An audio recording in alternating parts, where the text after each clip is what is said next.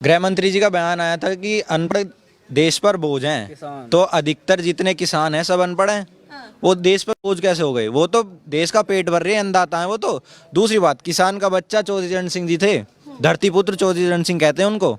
उनकी बुक आज भी ऑक्सफोर्ड यूनिवर्सिटी में पढ़ाई जाती है। सबसे बड़े एग्रीकल्चर इकोनॉमिस्ट थे वो। तो वो अनपढ़ कैसे हो गए? अनपढ़ तो आप लोग हो। जी की किताब प्राइमरी में भी नहीं पढ़ाई जाती जी। पॉपुलैरिटी तो बहुत है। हाँ, पॉपुलैरिटी तो होगी। जो एक बात बताओ, जो आदमी 5 किलो का अनाज दे रहा है और उसके लिए 10 किलो का अब को वो दे रहा है, उसका पैकेट दे रहा है, उस पर 5 किलो का जो प्राइस है उससे ज़्यादा प्रिंटिंग पे खर्च कर रहा है, उसकी चर्चा तो होंगे। बिल्कुल सही बात है। जब प्रचार होगा तो चर्चा भी जरूरी होगी।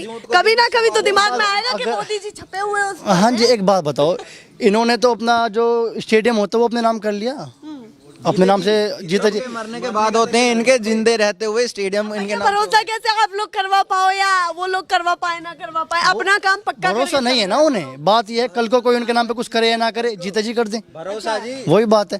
तो मोदी जी एक कदम आगे चल रहे हैं। नहीं, एक कदम नहीं चल रहे, वो तो 40 कदम आगे चल रहे हैं। अच्छा, 40 कदम आगे चल रहे हैं मोदी जी। वो आगे चल रहे हैं, उन्होंने सबका बना दिया ना, अब नहीं बनेंगे। अब आप कुछ भी देख लो, की तैयारी कर रहे हैं, जबरदस्त तैयारी है भैया। 2022 तो ये कुछ भी नहीं है, 2024 तो 24 की तैयारी आप बता रहे हो, सही बात है।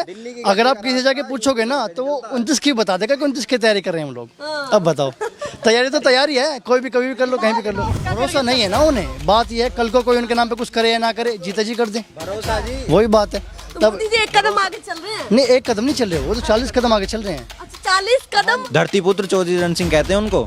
उनकी बुक आज भी ऑक्सफोर्ड यूनिवर्सिटी में पढ़ाई जाती है। सबसे बड़े एग्रीकल्चर इकोनॉमिस्ट थे वो। अनपढ़ कैसे हो गए? अनपढ़ तो आप लोग हो। भगवा पहन रखा है, भगवे से कितना प्यार है आपको। जी, भगवा से देखो, भगवा पे किसी का कॉपीराइट तो होता नहीं है। पार्टी में रहना, जीतना, राजनीति करना, सभी चीजें तो होती रहेंगी और होती भी हैं। जी, होनी भी। पर देखो मैं बता, कहाँ कोई एसएससी की तैयारी कर रहा है और कोई कुछ कर सब रहा पढ़े लिखे हैं, कोई अनपढ़ नहीं है। जहाँ से जवान भी निकलते हैं, जहाँ से सरकारी नौकरी भी निकलते हैं और जहाँ से इस देश का विकास भी निकलता है। मुद्दे तो बहुत उठ रहे हैं इस बार यूपी में। लग रहा है कि जागरूक आप लोग काफी हैं। काफी जागरूक हैं जी। हमें नौकरी दिख रही है। आपकी उम्र कितनी है? मेरी 22 साल उम्र है। 22 साल है। फर्स्ट टाइम है मेरा, और फर्स्ट टाइम में मुझे दिख रहा है कि बीजेपी की वोट बिल्कुल नहीं देनी है, भूल से भी नहीं देनी है। अच्छा, नौकरी बिल्कुल नहीं देनी है, भूल से भी नहीं देनी। मतलब मुद्दा आपके लिए क्या मुद्दा हमारे लिए petrol, diesel, CNG, LPG cylinder पे जो आदमी 20,000 रुपए है? घूमने में थोड़ी बहुत कटौती हुई है या नहीं? घूमते तो है नहीं जी। पढ़ने लिखने वाले बच्चे हैं, पढ़ाई लिखाई कर रहे हैं, फॉर्म भर दिए, पैसे चले गए, नौकरी मिली नहीं। आता है कि लीक हो गया, पेपर लीक हो गया और नौकरी कैंसिल, मतलब भर्ती कैंसिल। आगे कोई बात ही नहीं। उसके आगे कोई बात नहीं, पैसे वापस का कोई मैटर ही नहीं। आप बताइए, भगवा पहन रखा है, भगवे से कितना प्यार है आपको? जी, भगवा से देखो, भगवा पे किसी का कॉपीराइट तो होता नहीं है। बीजेपी से पहले भी भगवा था, इसके बाद भी रहेगी। और मोदी से पहले भी हिंदुस्तान था और मोदी के बाद भी रहेगा। तो इस पे किसी का कॉपीराइट नहीं है। और ये तो संस्कृति बहुत पुरानी है और हमारी संस्कृति एकता में विश्वास रखती है। किसी को नीचा दिखाना, किसी को गलत बोलना, उसमें हमारी संस्कृति विश्वास नहीं रखती। तो हमारी अपनी संस्कृति के साथ थे, हैं और रहेंगे। बिल्कुल, संस्कृति तो छोड़नी भी नहीं चाहिए। यही हमारे देश की पहचान भी है। जो लोग जो है, लेकिन कुछ लोग क्या करते हैं ना, श्री राम का नाम लेके अपना फायदा ले लेते हैं। हिंदू खतरे में है। हिंदू खतरे में। एक बात बताइए, 700 साल मुगल राज, पिछले 70 साल में, अंग्रेज राज, ना इनडायरेक्टली बात कर रहे हैं, आप समझिए, आप बोलते जाइए। पिछले 70 साल में कभी हिंदू खतरे में नहीं आया। मैडम, मैं ज़्यादा बाहर की बात नहीं कर रहा, अपने गाजियाबाद की बात करता हूँ। यहाँ पे पार्षद बीजेपी का है, मेयर बीजेपी का है, विधायक बीजेपी का है, आपका बीडीसी जो वो होता है तुम्हारा ब्लॉक प्रमुख, वो बीजेपी का है, मेयर बीजेपी का है, यूपी में आपका मुख्यमंत्री बीजेपी का, केंद्र में आपका प्रधानमंत्री बीजेपी का। जब भी खतरे में, हाँ जी, खतरे में, इसलिए तो खतरे में बीजेपी में है। जब बीजेपी चली जाएगी, खतरे से बाहर आ जाएगा। अच्छा, बीजेपी को छोड़ देना चाहिए तो खतरे हाँ से जी, बाहर आ जाएगा। जिसको लग रहा है कि खतरे में है, उसको खतरे से बाहर अगर आना है तो बीजेपी छोड़नी पड़ेगी। बीजेपी मुक्त भारत बनाना पड़ेगा। हमारे यूपी चुनाव पिछले कुछ सालों से या फिर पिछले कुछ दशकों से मान सकते हो, यहाँ पे जातिवाद की राजनीति बढ़ी है। ठीक है, सबको पता है कि जितनी पार्टी कुछ भी जातिवाद में बटी है और इस वही सूबे है। में तो कोई भी हो, कोई भी पार्टी हो, सभी जातिवाद का मुद्दा लेकर। हाँ, मोस्टली तो ये चुनाव जातिवाद के ऊपर अभी तक रहा है काफ़ी। लेकिन अब जो युवा जातिवाद से या किसी भी चीज़ से, ये चीज़ें ऐसी होती है ना कि ये किसी इंसान का घर नहीं चला सकती। कोई धर्म के बारे में अच्छी बात करेगा, कोई किसी के बारे में बात करेगा। इंसान का जो घर चलता है वो चलता है रोजगार से। जब उसके घर में रोजगार मिलेगा, उसे रोटी कपड़ा मकान मिलेगा तो वो चलेगा, उसका जीवन स्तर सही आगे की रहेगा। चीजें सोच पाएगा कि देश एक में बात क्या बताओ, चल रहा है। अगर किसी इंसान के पास में ना रोटी है, ना कपड़ा है, ना मकान है, तो वो पहले उन तीनों की पूर्ति करेगा ना। उन तीनों की पूर्ति करने के लिए कोई नेता कह देगा कि मैं तेरे लिए ये करूँ, मैं वो करूँ, वो उसी चीज़ में बन जाएगा अपने विकास की। वरना जब तक उसे ये तीनों चीज़ मिलेंगी नहीं मिलेंगी तो उन तीनों चीज़ों को मिलने के लिए वो अपने विकास मांगेगा।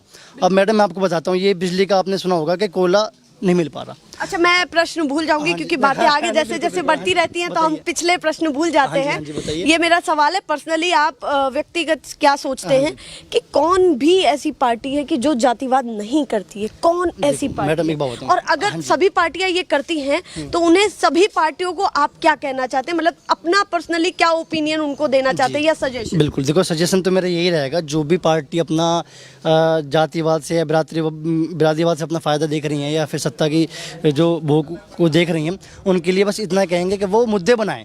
जाति के जो मुद्दे बना रहे, जाति के मुद्दे को छोड़ करके जो व्यक्ति के जो अपने निजी विकास के मुद्दे हैं उन पे बात करनी चाहिए। दूसरी बात आपको बात बताता हूँ, इस देश में अगर बिरादरी की बात हो रही गलत नहीं है। बिरादरी देखो बड़ी कौन सी है, किसान बिरादरी देखो, धर्म में बांटोगे, अगर धर्म में बटेगा तो बिरादरी में बटेगा, बिरादरी में बटेगा तो कोई अपनी गोत्र में भी बटेगा, बटते तो कहीं तक भी जाओ उसका कोई वो नहीं मिलता। लेकिन हमें एक जगह है ना, किसान सबसे बड़ी बिरादरी है, उसको हिंदुस्तान जो है एक किसान प्रधान देश है, कृषि प्रधान देश है। ये 70% से ज़्यादा हमारी इतनी बड़ी आबादी, इतनी बड़ी जो जनसंख्या है, इतनी बड़ा जो बिरादरी की कोई बिरादरी नहीं है। मैं ये मानना चाहता हूँ एकमात्र किसान ऐसी बिरादरी हिंदुस्तान में है जहाँ से जवान भी निकलते हैं, जहाँ से सरकारी नौकर भी निकलते हैं और जहाँ से इस देश का विकास भी निकलता है। अगर किसी भी सरकार के लिए या कोई भी सरकार बनाना चाहता है, कोई भी पार्टी है, अगर उसको काम करना है, अगर वो सीधा सीधा किसानों के लिए काम करेगा तो वो देश का पूरा विकास करेगा। जी देखो, भारतीय जनता पार्टी अगर 2017 में आई थी ना, तो वो आई थी, उन्होंने सपने दिखाए थे, रोजगार का दिखाया था, हिंदुत्व का दिखाया था और मतलब ऐसे ऐसे सपने दिखा दिए, आदमी सोचने लगा जो पैदल चलने वाला था कि मैं जहाँ से जाया करूँगा। अब हिंदुत्व में कमी रह गई क्या फिर? सर कमी कुछ हुआ ही नहीं। हाँ जी, हुआ ही क्या, उन्होंने कुछ करा भी तो नहीं ना। जो उन्होंने कुछ भी अगर करा है, अगर वो जमीनी स्तर पर होता तो आदमी सोचते वोट देने के लिए। अब ऐसा क्यों हो रहा है, मैं आपको निजी मतलब एक यहाँ की बात बताता हूँ। अगर कोई नेता या बीजेपी का कोई आपका पदाधिकारी कोई भी है, उसकी गाड़ी पे झंडा लगा हुआ है, अगर वो किसी गांव में बढ़ता है तो गाड़ी का झंडा हटा करके बढ़ता है वो। ये कंडीशन उनकी है, उनको मतलब अब पहचान छुपानी पड़ रही है। पहचान पहले बताए थे, अब उनको छुपानी पड़ रही है।